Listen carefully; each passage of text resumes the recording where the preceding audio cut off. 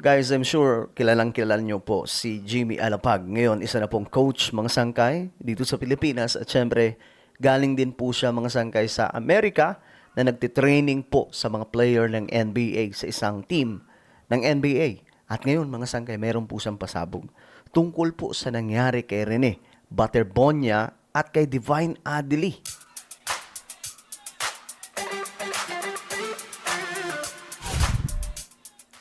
Alright, so magandang oras po sa inyong lahat mga sangkay. Pag-usapan po natin ito kasi finally nagsalita na po itong si Jimmy Alapag mga sangkay tungkol po sa nangyari sa ating MVP na si Rene at kay Divine Adely, no? At hanggang ngayon mga sangkay, malaking usapin pa rin po ito. At ngayon meron po siyang pasabog tungkol doon. Especially sa tanong mga sangkay na nangyayari ba talaga yung training doon po sa dagat? No? Nangyayari ba yan sa NBA? Yung training doon sa dagat.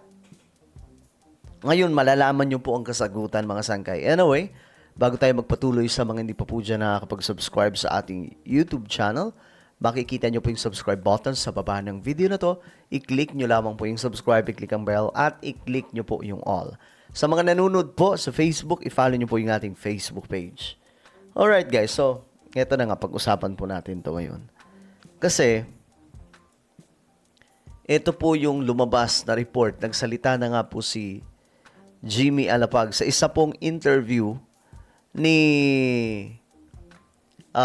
Boy Abunda. Kasi ngayon mga sangkay, ayon nga po dito, matapos ang 6 na taon na paninirahan sa Amerika, muling nagbabalik sa Pilipinas ang basketball legend na si Jimmy Alapag. At ang kanyang asawang si LJ Moreno. Sa kanilang pagbisita sa Fast Talk with Boy Abunda, ikwinento nila kay Tito Boy ang kanilang naging buhay sa ibang bansa at nag-udyok sa kanila na bumalik sa Pilipinas at iba pang karanasan tungkol sa kanilang pamilya at personal na buhay. So, medyo mahaba mga sangkay. Ito po ay 20 minutes mga sangkay. Pero ito dito, bandang dulo. Dito po nagsalita itong si Jimmy Alapag nung tinanong po siya ni Boy Abunda kung nangyayari ba talaga mga sangkay itong training na ginagawa dito sa Pilipinas sa dagat. Pakinggan po natin. Jimmy, yun, yung balita. Pumanaw yung dalawang atleta, student athletes ng Ateneo de Manila University. You know the story. You know the story. What are your thoughts? Ganda ng tanong. Isipin ko, Tito Boy, I think first as a parent, because we have our own kids, and I think obviously it was a very tragic situation. So, you know, our heart goes out to the parents first and foremost. Obviously, it was devastating to the country, to the basketball community. But I think first and foremost, again, I think our heart goes out just to the families because it's, you know, it's a tragedy that you'd never wish on any parent. Okay. Jimmy, ito'y tanong lang. Bilang coach, nangyayari ba talaga yun? Yung tawag nila sand running? Yung training to strengthen the calves or something? I mean, I'm not familiar with this, but do you do that as a coach? Oh, ayan. Ang ganda ng tanong, mga sangkay. Nangyayari ba yung ganong klaseng training na ginagawa nga po sa dagat?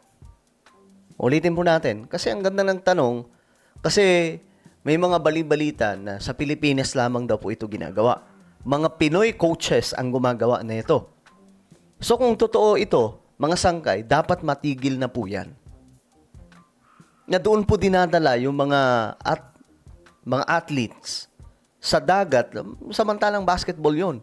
Ngayon ito NBA, coach, assistant coach ang nagsiwalat mga sangkay, no? Kung ano ba talaga yung totoo, kailangan ba yon? See, it was a very tragic situation. So, you know, our heart goes out to the parents first and foremost. Obviously, it was devastating to the country, to the basketball community. But I think first and foremost, again, I think our heart goes out just to the families because it's, you know, it's a tragedy that you'd never wish on any parent. Okay. Jimmy, ito'y tanong lang. Bilang coach, nangyayari ba talaga yun? Yung tawag nila sand running? Sand running. Doon po yan sa dagat, mga sangkay ginagawa. Yung training to strengthen the calves or something? I mean, I'm not familiar with this, but do you do that as a coach? Oh, ayan. Okay, so ito yung tanong ni Boy at ito yung sagot ni Jimmy. While I was in the States, no, but I have done it in the past, yes. Ayan ka natin. You have done that as an athlete or as a coach? As an athlete. As an athlete. Yes. Ano ang nakukuha nun ng ganong training? I think just from a conditioning. Conditioning. From a conditioning perspective. Okay, ngayon, mga sangkay, ito yung sagot niya. Dito tayo sa baba. Ito. Jimmy, tanong lang, bilang coach, nangyayari ba talaga yun? Yung tinatawag nilang sand running to strengthen the calves? Do you do that as a coach? Ngayon, mga sangkay, ito yung sagot. Sabi po niya, simple lang yung sagot. While I was in the States, no. Sa madaling sabi, nung siya ay assistant coach, never happened. They don't do that, mga sangkay, sa NBA. Kasi ito po siya ay naging assistant coach, mga sangkay, sa NBA. Pero ang sabi niya, but I have done it in the past. Yes. Kailan yung past? Nung siya po ay PBA player. Nung siya po ay player pa sa Pilipinas. So, ginagawa daw po nila in the past. While I was in the States, no. Never po. Ang tagal po nila doon, ha? Ang tagal po niya bilang assistant coach. Pero never po nilang ginawa sa dagat. So, anong trippings ito na ginagawa ng mga coaches dito sa Pilipinas?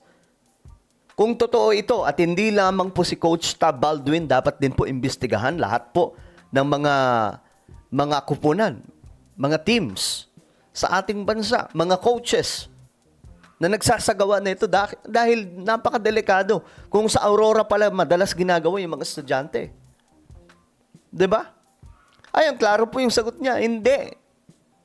So, anong trip to? Mga Pilipinong coaches, ano ba to? Anong trippings yan? Bakit nyo ginagawa sa dagat? Ano yun? Eksperimento? Eksperimento ba nila yon? Kita nyo may pumanaw na. 2. Parehas pa mga future ng ating bansa. Anong ginawa nila? Napahamak. Buong bansa. Umiyak. So bakit nila ginagawa yan? Ano yun? Daig pa nila yung NBA? Mas magagaling pa sila sa NBA. Hindi nga tayo makapasok sa NBA. Anak ng toko, kung yung NBA, hindi po nila ginagawa na magagaling na yun. No? Mas professional yun. Mas active sa practice yun. Bakit sa Pilipinas ginagawa yan? Ito ay tanong lang naman. Kasi ito sinuwalat niya dito mga sangkay, I have done it in the past. Yes. Hindi niya inelaborate kung kailan yon. Pero alam po natin na dito po siya sa ating bansa na kilala bilang isang professional basketball player. Pambihira, mga sangkay. So sana maimbestigahan to na malaliman. Dahil may 2 na pong napahamak. Well, ano po ang inyong opinion? Comment down below. Meron tayong YouTube channel. Ito po yung Sangkay Revelation. Hanapin nyo po ito sa YouTube ngayon din. Kapag nakita nyo na, i-click nyo po yung subscribe, i-click ang bell, at i-click nyo po yung all. Ako na po yung magpapaalam. Mag-iingat pong lahat. God bless everyone.